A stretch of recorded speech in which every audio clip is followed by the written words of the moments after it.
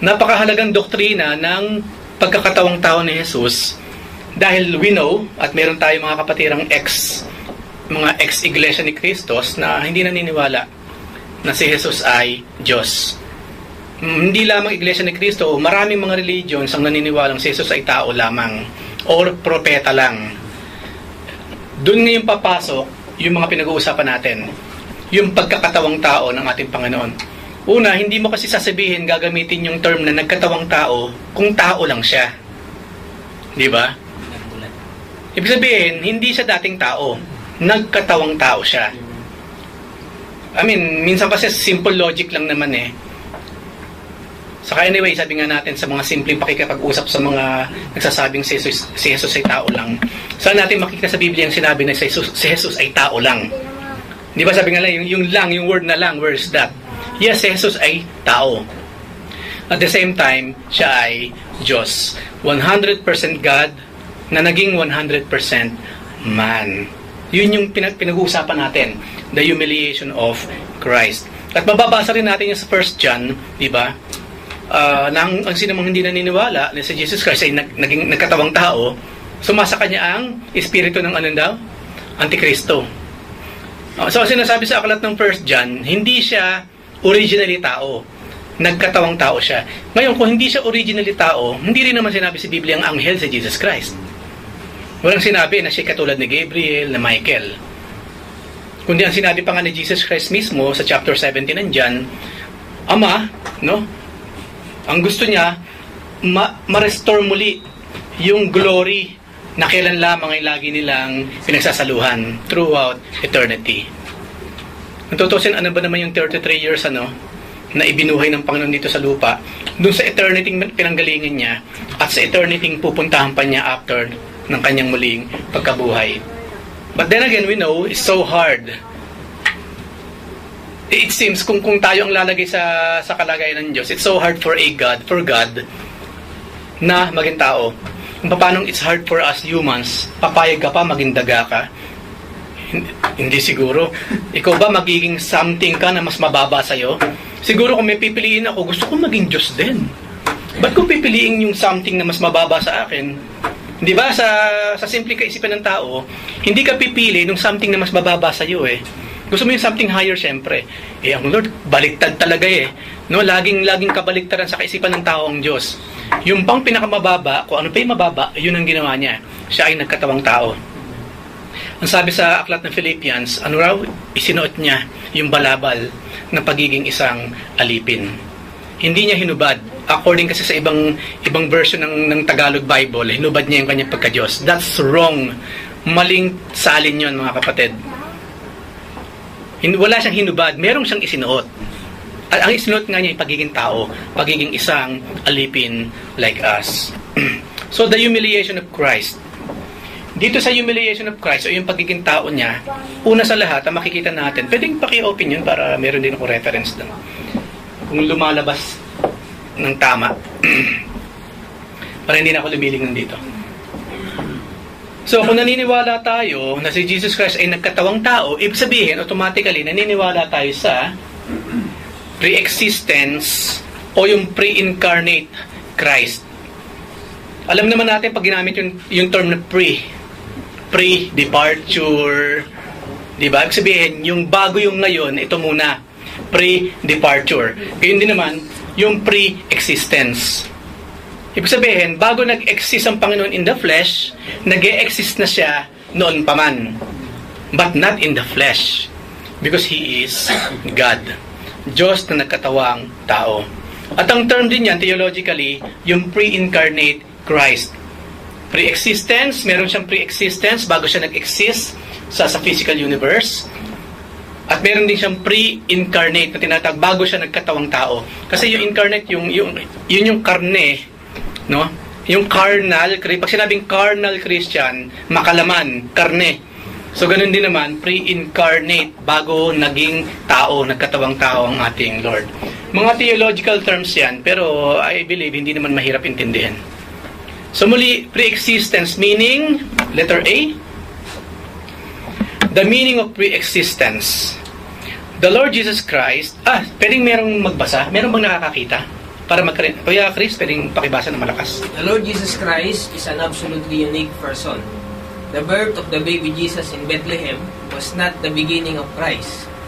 He is the only person who ever walked this earth, whose beginning was not marked by his conception or birth. Christ is eternal and has existed from the timeless eternity past. At a point in time, he took upon himself a human body and a human nature and became the God-man. However, from all eternity, he is God and eternal. Amen.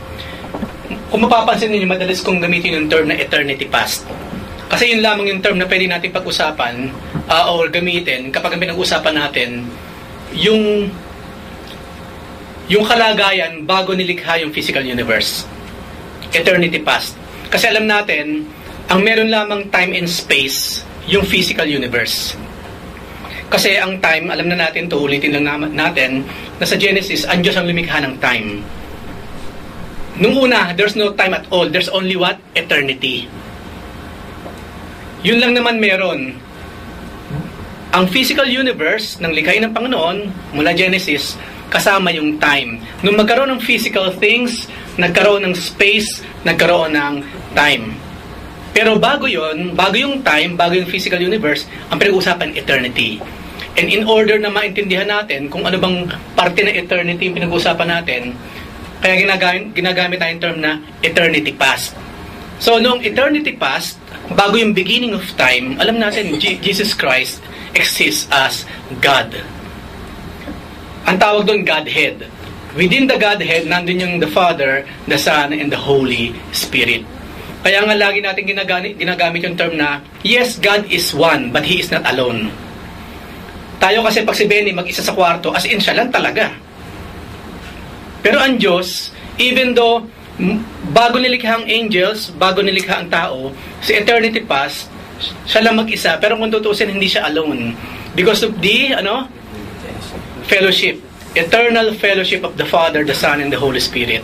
Kaya nga doon natin nakita yung katotohanan ng God is self-sufficient. Wala siyang kailangan. Hindi tayo kailangan ng Diyos. Kaya nga sa nakarang pag-aaral natin, kapag merong nagtanong, bakit tayo nilikha ng Diyos?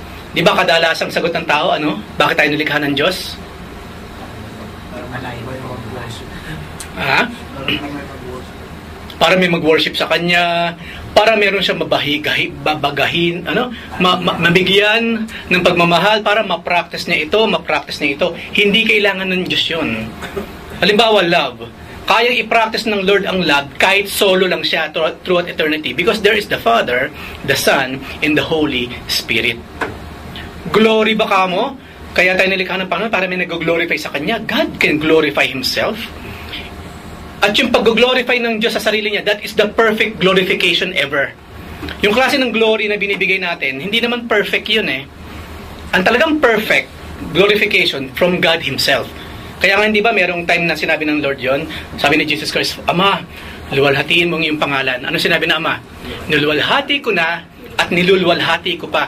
God can glorify Himself. Hindi tayo kailangan ng Diyos.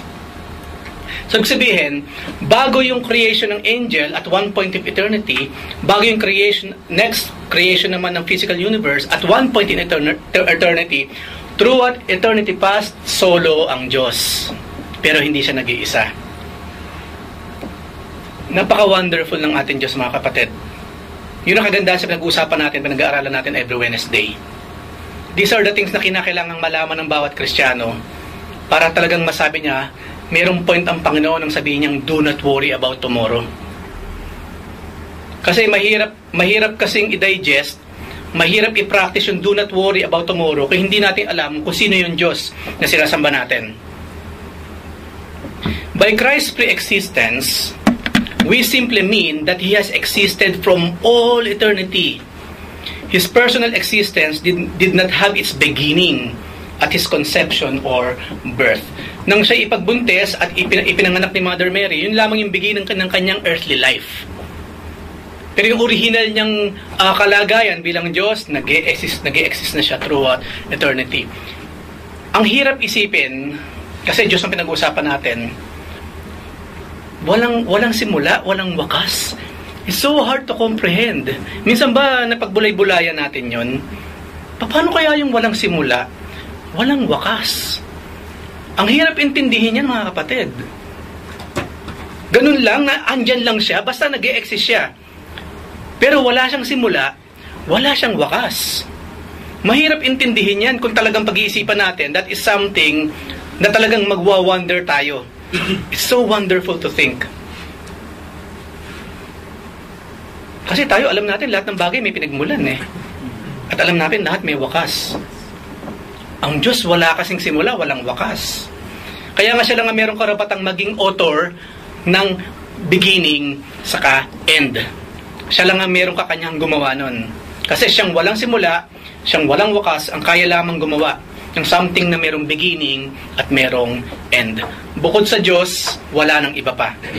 Sa pag-aaral po natin, sa God the Father, sakop niya kasi yung space and time. Hindi siya nasasakop pa. Amen. Saka isa pa, spirit kasi siya po yan. Amen. Kasi ang may kamatayan lang kasi, yung katulad natin human. Okay. And that's the point of being God. And that's the point of being God. If I can tell kung anong beginning niya ba, hindi na siya Diyos. Wala. May nag-create sa kanya kung gano'n. May something else, higher being than God. If there is no mystery sa pagiging Diyos niya, ano pa, di na. Amen. Merong alam ko lahat sa Diyos. Amen. Amen. Alam niyo, yun na lang sa nature ng God bilang eternal. Doon sa nature niya bilang eternal, pasok na doon yung kanyang pagiging omniscient. Yung kanyang pagiging omnipresent. Pasok doon. Kasi eternal eh. Let's say this is, gagamitin ko lang ito para magkaintindihan tayo mga tao. Let's say ito yung kabilang dulo ng eternity. At ito yung susunod na dulo ng eternity. Ang Diyos sakop niya ang eternity. Ganun siya ka-vast, ganun siya kalaki, gagamitin ko yung term. Ngayon, dito sa napakalaking eternity na walang simula, walang wakas, at very, very, very, very tiny speck lamang yung physical universe, yung beginning at end ng universe. Yung beginning saka end ng time, very tiny speck sa very vast God na pinag-usapan natin. So, paano siya hindi magiging all-knowing? Habang nandito siya, nandito din siya. At ang time, nasa gitna lang niya. Kaya nga ang Diyos, hindi niya kinakailangan lumingon para makita niya yung nasa likod. Hindi niya kinakailangan isipin yung nakaraan para malaman niya nakaraan. Kasi ang Diyos, ever-present. At the same time, God is in the past, in the present, and in the future. Kaya nga ang ginagawa natin example ng nakaraan, since ang Diyos covered niya ang time, ito ang Diyos, ganyang kalaki, at nasa gitna yung simula at wakas ng mundo, ng time, habang kinakausap si Moses, at nandito ngayon ang Panginoon sa tabi natin, sa piling natin, para sa Diyos, it's happening at the same time. Sa atin, thousands of years ago nang kausapin ng Diyos si Moses. Pero sa Diyos mismo, hindi. Everything is present sa harapan ng Diyos. Kaya nga sinabi sa Biblia, ang Diyos, hindi pa niya sinisimulan, alam na niya ang wakas. Because, ito ang Diyos, ito ang history ng mankind. Habang na ang Panginoon nasa past, at the same time nasa present siya, at the same time nasa future siya. Yun yung Diyos na pinag-uusapan natin. That's why omniscient siya, alam niya ang lahat. Kaya siya omnipresent, no? Wala siyang space na kinikilala. Hindi niya kinakailangang humakbang ng ganyan para mapunta siya rito. Hindi. Because why? Kung ito ang space, nandito ang Diyos, at the same time, narito rin siya. Covered niya ang space and time. Yun yung Diyos na pinag-uusapan natin. Kaya nga, awesome God. Awesome God ang ginagamit na term. Now, I hope, kahit paano nagkaroon tayo ng idea kung bakit tinawag na awesome, great ang God. Isa lamang yung sinabi ko kanina, kung bakit ang Diyos great and awesome. Ngayon, meron ba tayong maililingit sa Diyos? No wonder, sabi niya, bago ka pang mag-pray, alam ko nang lalabas sa bibig mo. Kasi bago ka magsimula, andun na ang Diyos eh. No? Tapos narito na rin siya sa future mo. So alam niya na yung mangyayari. Hindi na yung kataka-taka. God knows everything. Okay? Walang nalilingid sa Diyos. Is there anything na gusto niyo idagdag? Tama yung sinabi walang simula sa walang wakas. Kasi yung ang ginawa niya sample, di ba, may liwanag, may dilim. Pero sa kanya, puro liwanag, walang dilim. O nga, no? Bilang taong hirap isipin nun eh. Saan ka nakakita ng walang dilim? Saka yung liwanag. Kasi siya. Siya mismo yung liwanag, ano? Ilaw ng sanbo. Yun lang thought na walang dilim, ako personally hindi ko kayang i-imagine. Because tayo pinanganak na alam natin yung light and dark. Pero pagdating nga naman sa langit, there will be no darkness at all. Everything will be light. We know very, very little for us to assume na ang dami-dami na nating alam. Don't do that. No, don't do that. Nung minsan pinagbubulayan ko yan, yung pagiging all-knowing ng Panginoon, yung pagiging covered niya ng nasa eternity pa siya, at the same time nasa eternity future din siya, at nasa gitna lamang ng human history, no, sa kanyang mga mata. Ang nakita ko maganda example doon, the Bible itself. Isipin niyo, hawak niyo sa mga kamay ninyo ngayon ang Genesis hanggang Revelation. Sa isang kamay hawak mo yung istorya ng mundo mula creation hanggang sa magwakas. A very, very good example. Parang ang hirap isipin, ano? Pero that's it. Look at the Holy Bible. Wala pa ang universe. Nasa Genesis na yun, hawak mo na sa kamay mo yung kwento. Nung wala pang universe, hawak mo rin sa kamay mo. Nung wala na ulit ang universe kasi pinugnaw na siya ng Diyos. Sa isang maliit na libro, ando na lahat. So, let me give you an example. We are not omniscient. Hindi tayo all-knowing. But through the Holy Bible, alam mo nang nakaraan, at hindi pa naman nangyayari ang future to the book of Revelation, alam na rin natin, right? Pero hindi tayo omniscient like God. Pero in a way, ipinalalasap sa atin ng Panginoon yung malaman mo ang future habang nandito ka pa sa present through the Bible itself. Wala pa tayo sa Revelation or parte na tayo ng Revelation. Pero hinihintay pa natin yung mga sinasabi doon, yung paggunaw. Hindi pa nangyayari. Meaning, hindi pa nangyayari, alam na natin. Patikim ng Diyos. What it feels like to know the beginning and the end at the same time. At hindi pa tayo omniscient nun, mga kapatid. Now, imagine God. Imagine God. No wonder, alam niya yung pangalan ng bawat bituin sa langit eh. Siya nagpangalan eh. Napanood ko sa Facebook, yung, I don't know kung nakita nyo rin, yung Earth. No? This is Earth, tas lumayo, this is the Sun, lumayo. Thousands, millions of galaxy, na merong thousands and billions of universe or stars. Ganun ka-vast ang universe. At ang sabi sa Biblia, alam ng Diyos ang pangalan ng bawat bituin sa lahat ng galaxy, sa lahat ng universe na meron, sa kabuuan ng universe as we know it.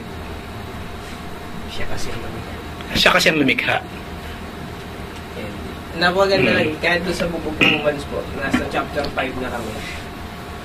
Bawat, yung ending ng mga verses, it all points to Jesus Christ.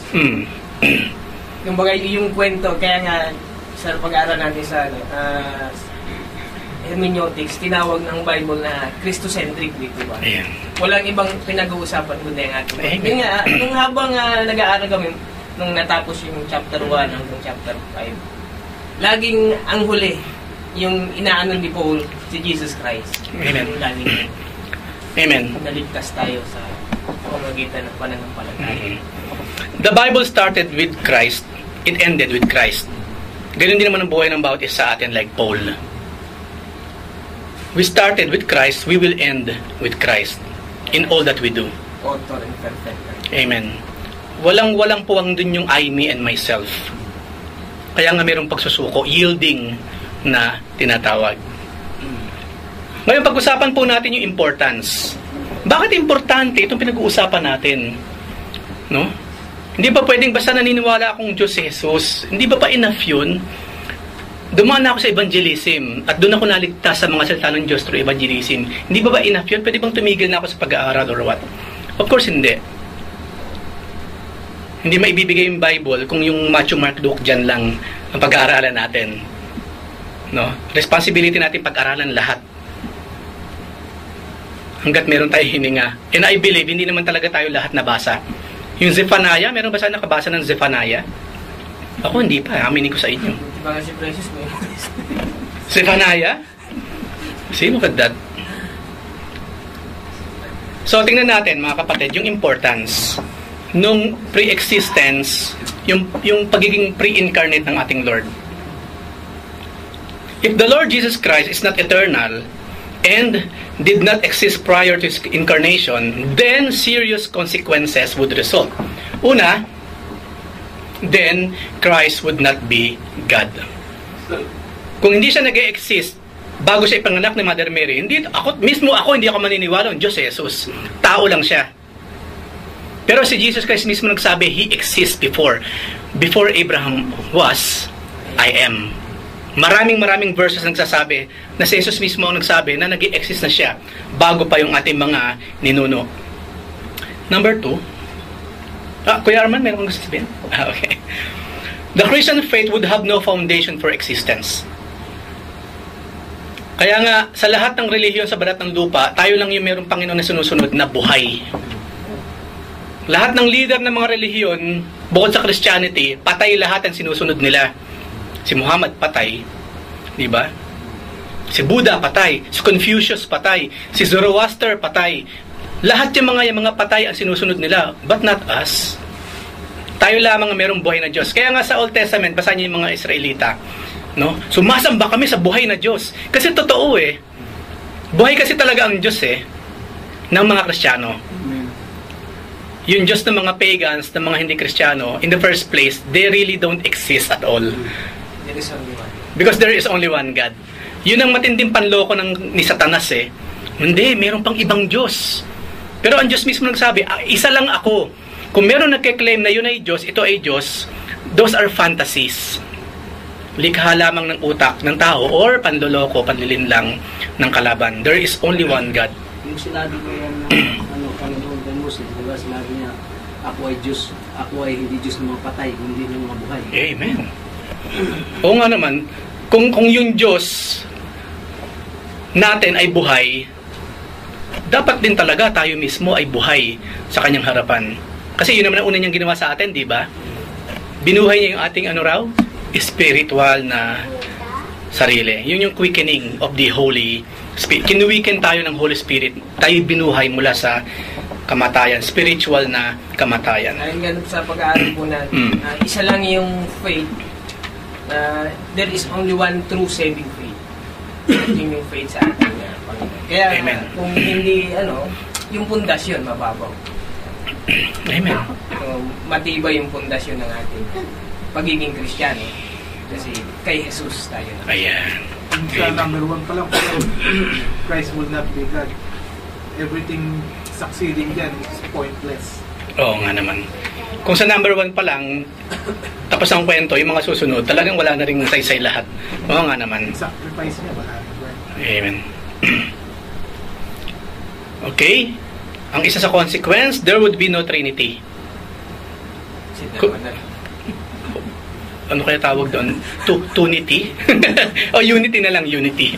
Unitarian church na itatawag sa atin, hindi na Trinitarian. Number 4, of course, the church would be a mere religious institution.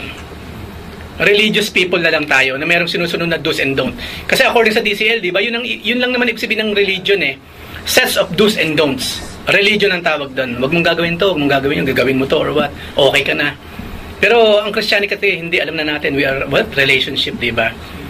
Even though ibig sabihin ng religion, pakikipagkaisa ulit, pagbabalik sa pakikipagrelasyon sa Diyos. But alam natin yung ibang meaning ng religion sa mga tao nowadays.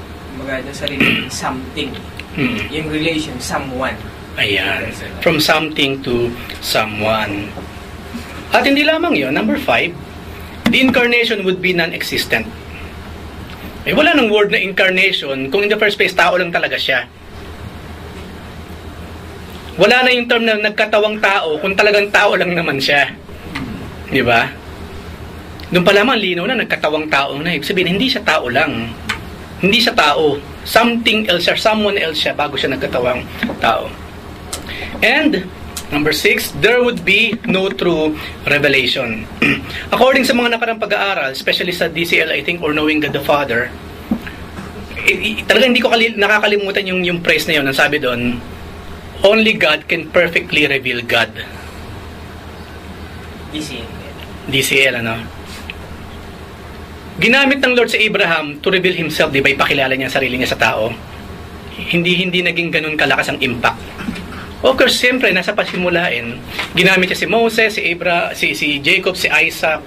Ginamit niya yung mga naunang mga patriarchs to reveal Himself. Pero only God can perfectly reveal Himself. Diyos lang ang pwedeng magpakilala sa sarili niya in a perfect way. Kung paano, kunyari, si Ate Elsa.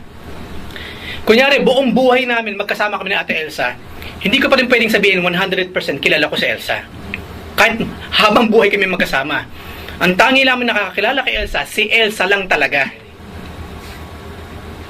Yung mga magkakapatid, yung mga lumaki mula baby hanggang sa tumanda, hindi mo rin masasabi makakakilala kayo 100%. Hindi naging problema ng Diyos yun. Kung kapos ang pagpapakilala sa akin ng mga naunang mga patriarchs, then I will come myself. So ang Diyos nagkatawang tao. So God revealed Himself to man by being one of us. Kaya nga naging perfect na ang knowledge natin patungkol sa Diyos eh. Kasi yung mismong Diyos na ang pumarito at ipinakilala niya yung sarili niya. So wonderful to think, ano? Nakita niyo yung perseverance, yung pagtitimpi ng Diyos sa atin.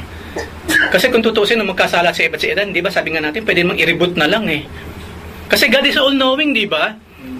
Bago pa nga I believe, kasi nga omniscient siya, bago pa niya nilikha yung dalawa, alam niya yung mga kwento ng susunod until now, until sa future. Pero tuloy lang ang Diyos, kasi meron siyang purpose, meron siyang plan. It will not make Him perfect kapag nag-reboot. Ayan. Kung nireboot ng Lord ang Garden of Eden, naku, nagkasala kumagat sa mansan or sa prutas. Erase. No, kaya namang gawin ng Diyos 'yun eh.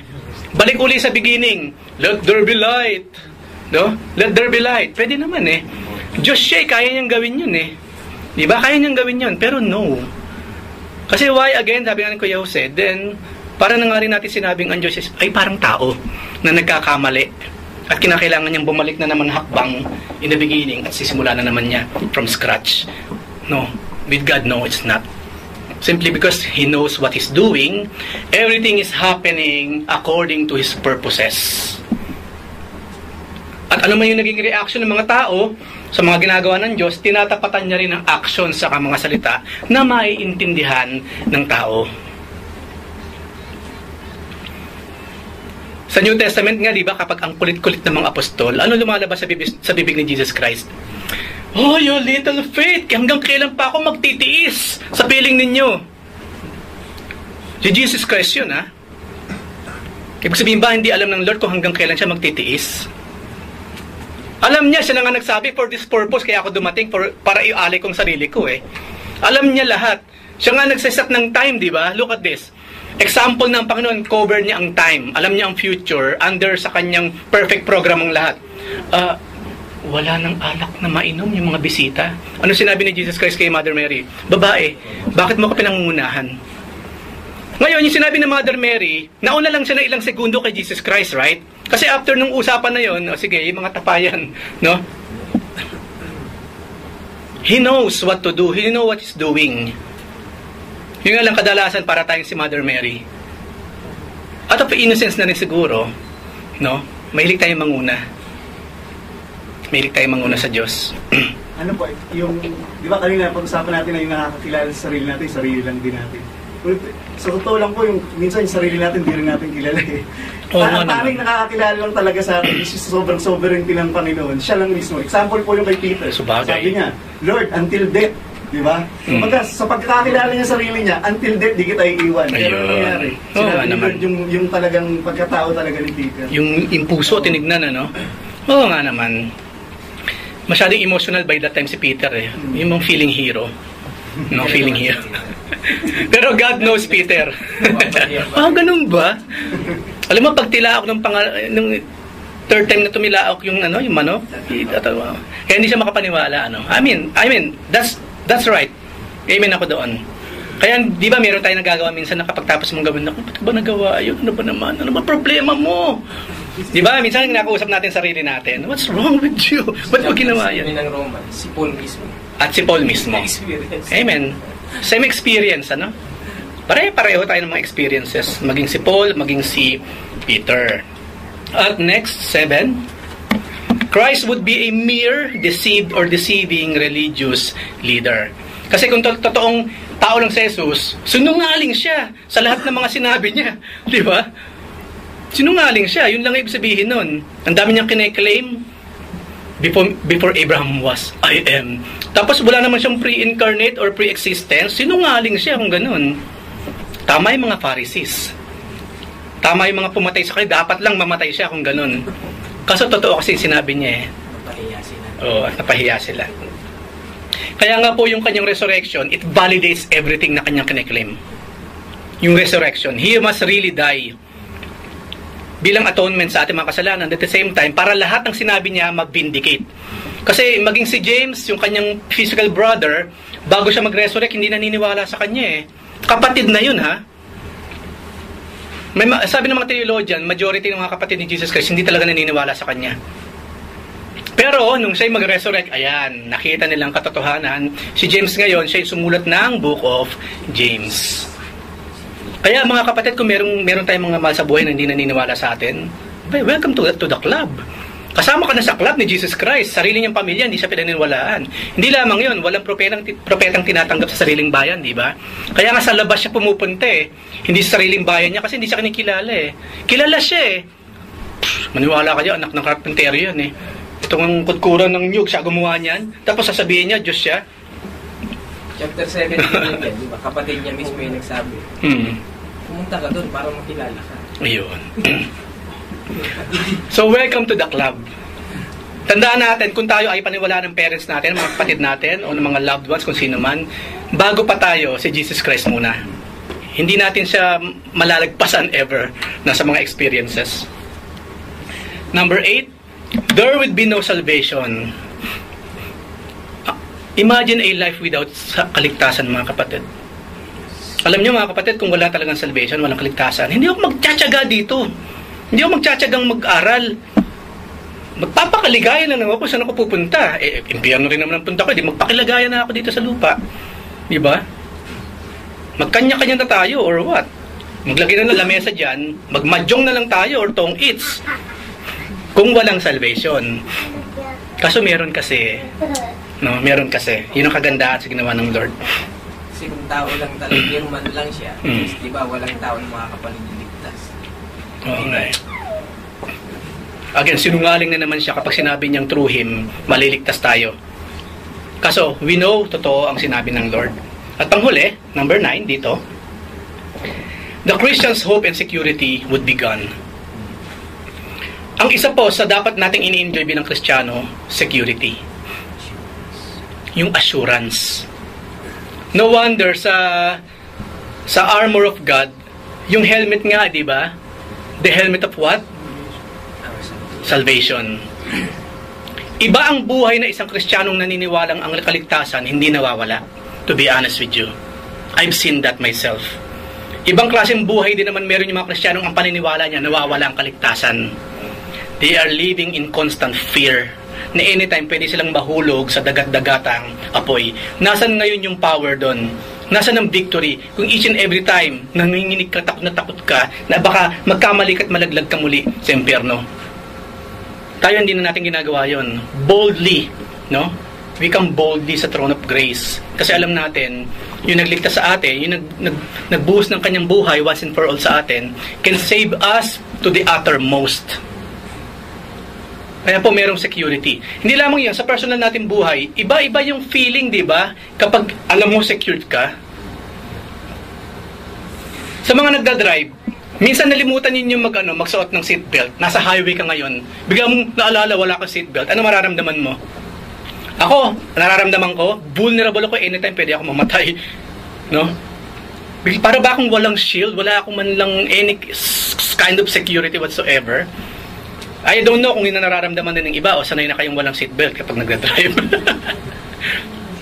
Kasi yung nangyayari sa akin minsan yun, nagugulat ako, nasa daan akong ganyan, wala akong seatbelt. Iba yung mararamdaman mo eh, merong something eh. No, naku, ano ba ito nagawa ko? Ba't wala akong seatbelt? Kasi alam mo kung ano yung security yung ibibigay ng seatbelt eh. Tapos hindi mo na isuot, nasa highway ka na. Saka, anytime pwede kong masita. Oo nga, kasama na rin yung siyempre. Ba't wala kang seatbelt? May bag siya nagkasabit eh. Ganun ba? Tinuro pa, Fifi. Ayan. Pero tayo po, meron tayong hope at meron tayong security because Christ, meron siyang tinatawag na pre-existence. So, last 2 slides po. Some errors held related to Christ's pre-existence. May mga taong naniniwala na meron talagang pre-existence ng Lord, na bago siya nagkatawang tao, meron muna siyang original form, pero mali ang kanilang pagkakaintindi.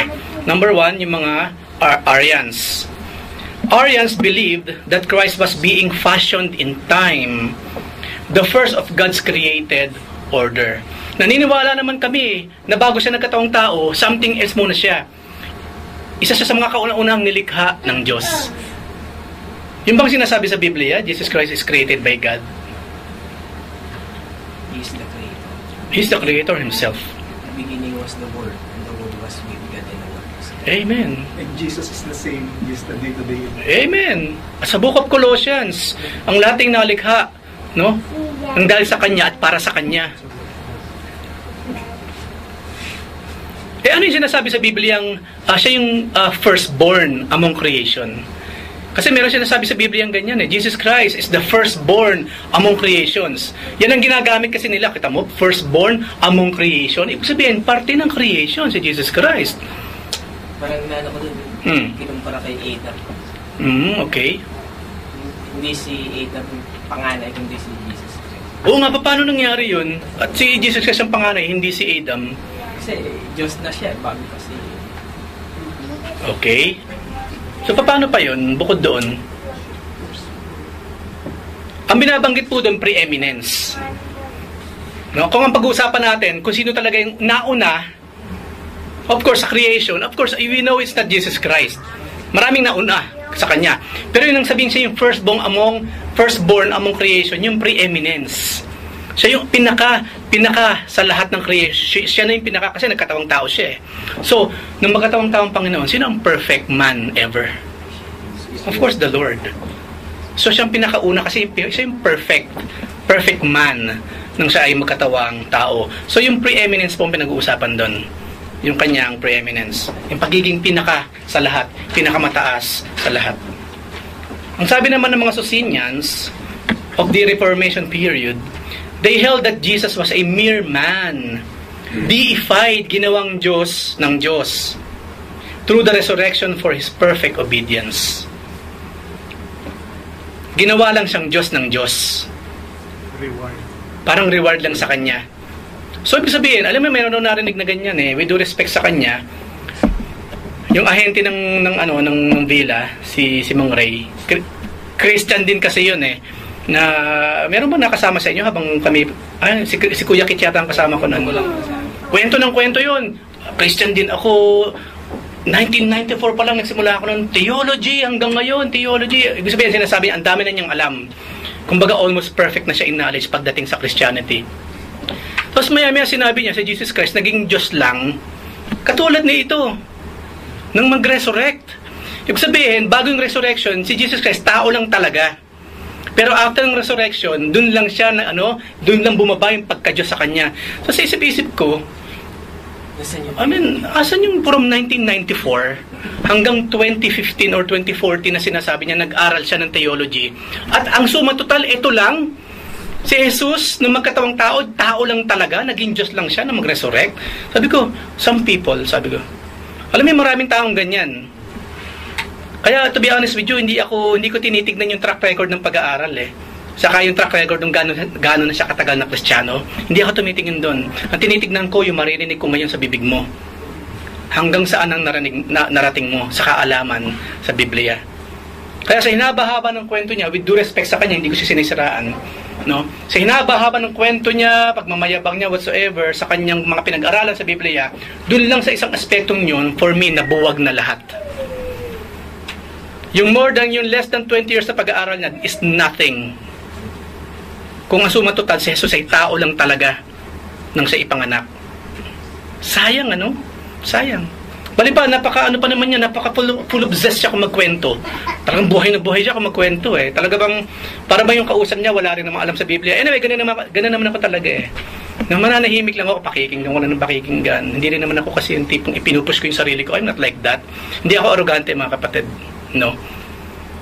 Malalaman na lang nila later on kapag nagkasama kami ng matagal. And meron ba kayong gusto idagdag dyan? So we can be God also. Pag ganyan. Oo nga, ano? Pwede palang gumawa ang Diyos ng ibang Diyos. Why not us? Oo nga naman.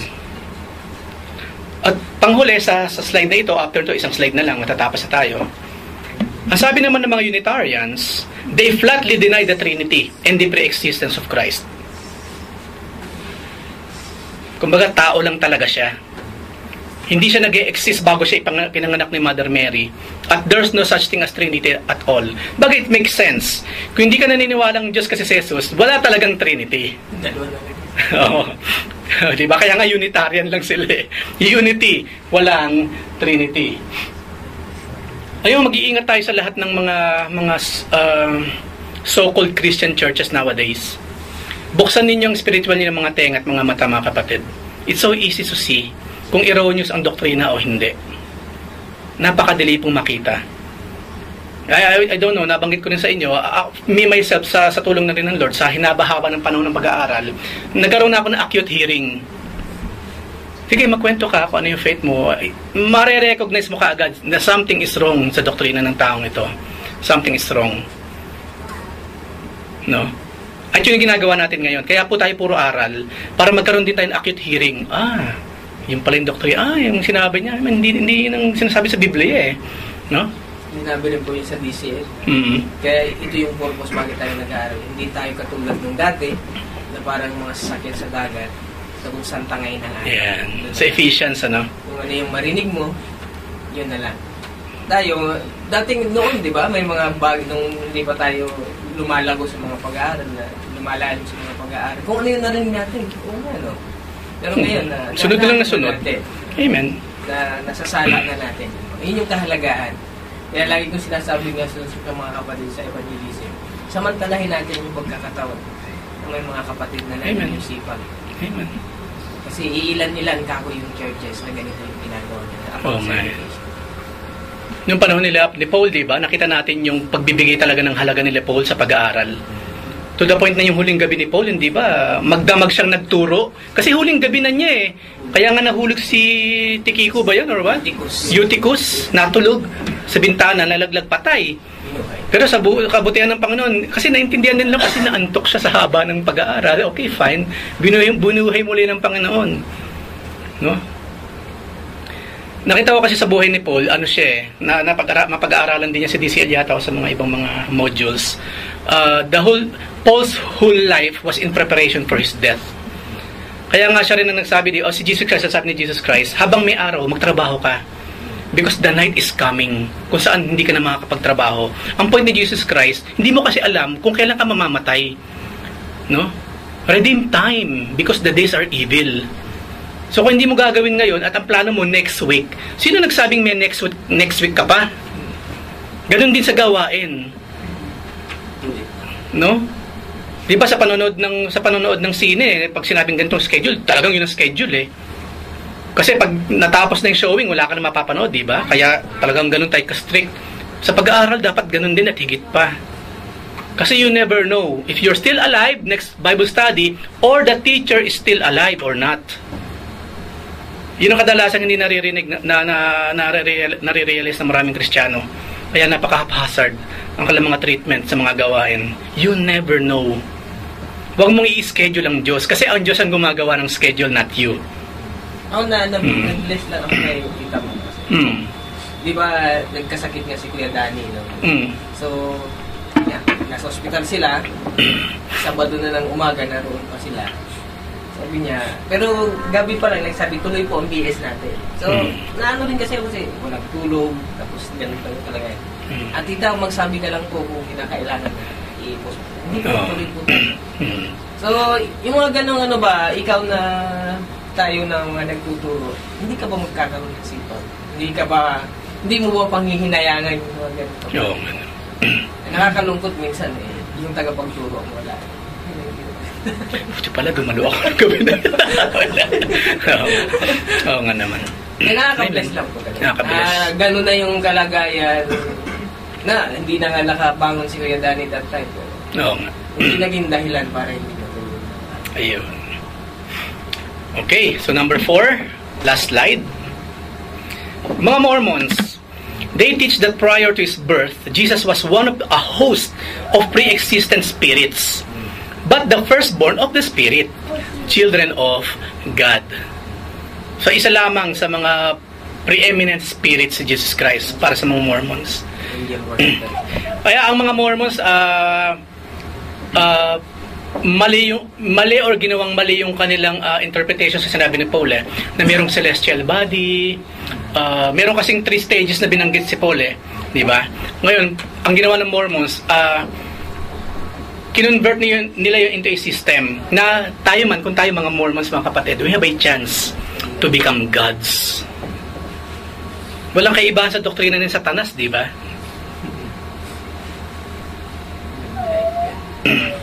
Mag-iingat tayo sa relihiyon na yan. No? That is one of the most demonic religion in this planet. Kapatid ni Lucifer.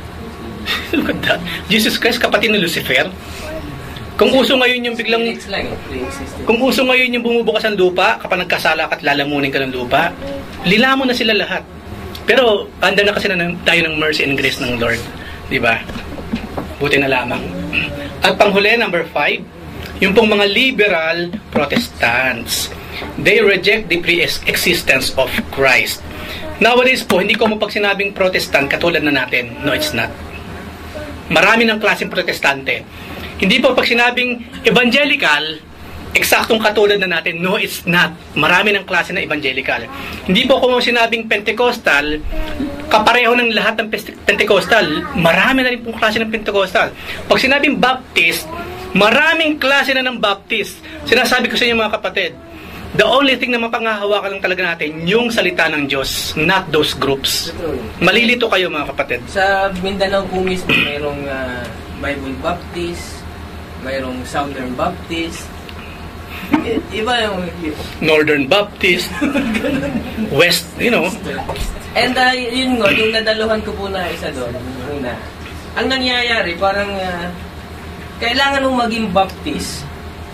So nakabase doon kayo, no? Parang be baptized and be saved. Hindi baptize Be a Baptist. Parang kasi nakaano sila doon sa anong teaching ni Oo nga, John the Baptist. Para sila yung mga mabuti pa yung kasama mismo ni John the Baptist. Nung makita si Jesus Christ, iniwan si John the Baptist, sumunod kay Jesus. Eh sila nagpupumilit pa rin sumunod kay John the Baptist. Parang gano'n lang. Sabi parang hindi Nung unang ko marinig niya, akala ko joke. Yung pala totoong may mga ganyan ng kaisipan. No, akala ko good joke yan ng araw Kung baga sabi nila, hindi yung ibang hindi nila kinikilala as Christian. Si Manny Pacquiao hindi nila kinikilala as Christian. Kailangan mo maging Baptist para ikaw ay consider na. Siguro Diyos sila, no? At kaya na mag-judge ng gano'n na lang, no? Oo. Kaya nung nung nakita rin ni Ate Rose yung school na pinapasukan ni Precious and then nakadalo siya once. Praise God, kasi yun talaga yung malapit na. Ano talaga, kasi teaching John Mack yung kanila.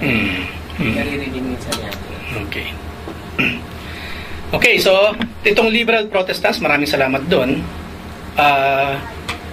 Kaalinsunod, yan, hindi ko alam yung Tagalog letter A, some explain pre-existence in the sense that God appointed Jesus to His role in life before the foundation of the world. So talaga inutos-utusan lang siya ng Diyos. At letter B, others see the doctrine as a vestige of pagan mythology. Ay, mga born again, yung mga nagsasabing si Jesus ay Diyos, mga pagan yan. Kasi isa lang ang Diyos. Isa lang yung amang nasa langit. So mga pagans yung mga yan. We are the real Christians or what? Minsan magtataka kayo, paano mo nasabing Kristiyano ka kung hindi ka naniniwalang si Jesus ay Diyos? Ang Christians kasi, kaya tinawag na Christians, little Christs, di ba, believers? At naniniwalang si Jesus ay Diyos. Tapos ikaw, para sa iyo hindi Diyos si Jesus, tapos kino-consider mo Christian ka? Wala sa ayos di ba, yung mga ganong klase ng kaisipan. Nakipamugad sabi mo sa Amen. Sa puno. Kuya Arman, meron kang gustong okay. Ako kasi Christian nga, paano? Ba't sasabihin? Saan nila kinuha yung Chris? Yan. Kaya ibang Chris siguro yun. Bakit kuya? Christian. Di ba? O yung Chris ko kasi walang H eh. Ayan. Okay, hanggang doon lamang po. Meron ba kayong gusto itanong or idagdag? Closing prayer na tayo. Hindi ko masyadong pinakahabaan yung para makapag-usap tayo na mas mahaba. Diba? Parang iba yung pinoprotest nila o yung doctrinal na pinoprotesta nila. Kaiba sa sinabi ni Martin Luther or Protestant. Oo nga eh. Oo. Doon naman ako sa Different Protestants. Protestants. Oo nga eh. Kay, Kung tutusin, pag sinabing Protestants, lahat tayo, kung hindi ka Katoliko, Protestante ka kasi ayaw mo sa ses ng doctrines ng Katoliko. Pero now, hindi na ganun. Hindi na. Doon nga po yung sa teaching. Amen. Yung sa School of Thoughts. Amen. Doon, di ba, yung Calvinism at Anglicanism. So, Lahat din natin. Amen. Kaya nga ang loyalty natin mga kapatid, kahit saan man tayo mapunta after natin magsama-sama sa Saudi Arabia, kay Jesus Christ at sa kanyang salita. Hindi tayo loyal sa tao. Hindi tayo loyal sa isang grupo ng mga tao. Natutulungan man tayo o hindi. Pero kung erroneous ang teaching, no, it cannot be. We must please the Lord. Or magpagamit tayo sa Lord para maitama kung meron man silang mali na naituturo. Hindi automatically iiwan mo lang kaagad or i-judge mo sila. Of course not. Maaaring tayong gagamitin ng Lord doon sa simbahan na yun. Stay, why not? Kung hindi ka naman pinapako sa krus or, pinaparusahan kasi ayaw ka maniwala sa kanila, just stay. So, unti-unti, ipasok mo yung truth from the Lord. Protestant kasi na nakabis na natin na napapag-aralan natin. Practices ang pinoprotesta nila, di ba? Doctrine, of course. Pero dito, mismo Christ. Si Christ na, no? Ano yun? Oo nga. Tama yung pangalan nila, liberal Protestants. Pag sinabi mo kasing liberal, yun ay may halong kaisipan ng tao eh. Kagustuhan ng tao. Ayan. Parang ano ba yun? Open theism ba yun or what? Hinahaluan ng human intellect or knowledge yung the knowledge of God. Okay, next week po, pag-uusapan na natin yung clear evidence of Christ's incarnation. At marami pa tayong mga magagandang pag-aaralan sa ngayon dito.